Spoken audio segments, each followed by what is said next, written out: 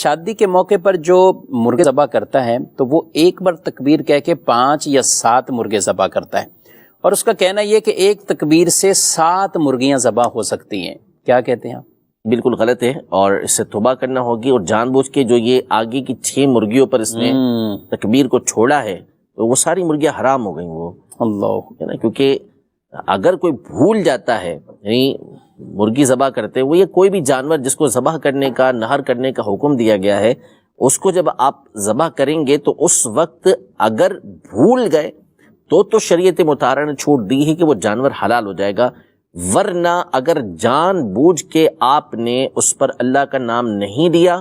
تو اس صورت میں وہ جانور حلال نہیں ہوگا۔ قرآن مجید فرقان حمید میں اللہ جل شانہ ارشاد فرماتا ہے وَلَا تَأْكُلُوا مِمَّا لَمْ يُذْكَرِ اسْمُ اللَّهِ عَلَيْهِ، کہ اس میں سے نہ کھاؤ کہ جس پر اللہ کا نام نہیں لیا گیا ذبح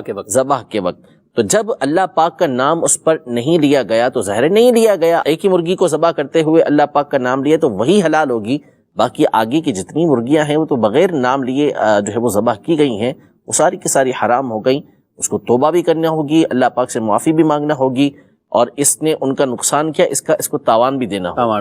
اچھا، یہاں تھوڑی سی میں چاہوں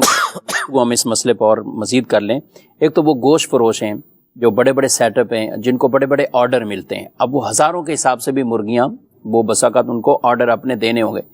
تو کیا یہ مسلمانوں کو اس مسئلے کی حساسیت کے لیے اس کا باقاعدہ پراپر اہتمام ہونا چاہیے بھی؟ زیادہ افراد لگائیں ذبح کرنے کے حوالے سے، یا ایک کے ذمہ اتنے لگائیں کہ بھی وہ غفلت برتا ہو؟ کیا کہیں گے؟ مسئلہ یہ نہیں ہے کہ زیادہ یا کم افراد، مسئلہ یہ ہے کہ ایسی چیزوں کو سیکھنا نہیں اور توجہ نہیں دینی۔ مسئلہ یہ ہے کہ وہ ذبح تو ویسے بھی کر رہا ہے نا، یعنی وہ 100 مرغیاں ذبح کر رہا ہے تو ایک ہی بندہ کر رہا ہے، تو وہ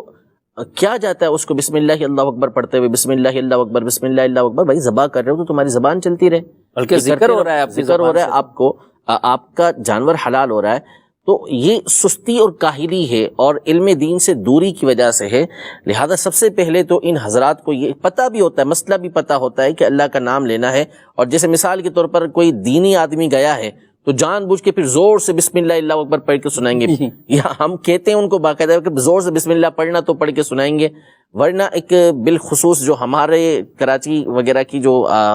ایک آبادی اور ان کا طریقہ کار ہے، اس میں تو عام طور پہ منہ میں گٹکا ہوتا ہے بوسوں کے،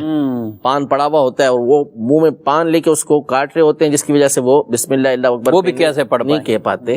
تو بندہ خدا، آپ ایک تو لوگوں کے لیے حرام کا سامان کر رہے ہیں، اور پھر اوپر سے اپنی روزی بھی آپ حرام کر رہے ہیں، تو ایسا نہ کریں، ان چیزوں کو سیکھیں، اور جب جانور کو ذبح کریں تو اس پر اللہ پاک کا نام اہتمام کے ساتھ آپ لیا کریں۔ یہاں پر مزید اس حوالے سے میں یہ عرض کرتا چلوں کہ ہمارے سامنے اگر اس نے ذبح نہیں کیا، یہ میں نے دوسرا سوال آپ سے یہی کہنا تھا کہ اب یہ تو کئی سوچ رہے ہوں گے کہ یہ شادیوں میں گئے اور اتنی دعوتوں میں یہ اہتمام ہے، مسلمان کنٹری میں ہم رہتے ہیں اور یہاں پہ کیا ہمیں تحقیق کرنی ہوگی؟ نہیں، تحقیق نہیں کرنی ہوگی۔ جب مسلمان نے ذبح کیا ہے تو ہم اس کے بارے میں یہی گمان رکھیں گے کہ اس نے اللہ پاک کا نام لیا ہوگا، جان بوجھ کے اس نے اس پر اللہ پاک کا نام نہیں چھوڑا ہوگا۔ ہمارے سامنے بھی اگر بالفرض وہ نہیں لے پایا تو ممکن ہے کہ وہ بھول گیا ہو، جان بوجھ کے اگر وہ نہیں لیتا تو وہ اس کا قصور ہے۔ آپ لینے گئے، گوشت پڑا ہوا ہے، بعض لوگ گوشت لیتے ہیں لوگ، تو ایسا نہیں ہے کہ جو گوشت رکھا ہوا ہے اس کے بارے میں کہیں کہ یہ حرام ہے، اس کو ہم حلال ہی کہیں گے، وہ آپ بلا جھجک لے سکتے ہیں اور استعمال کر سکتے ہیں، اس میں کوئی حرج نہیں ہے۔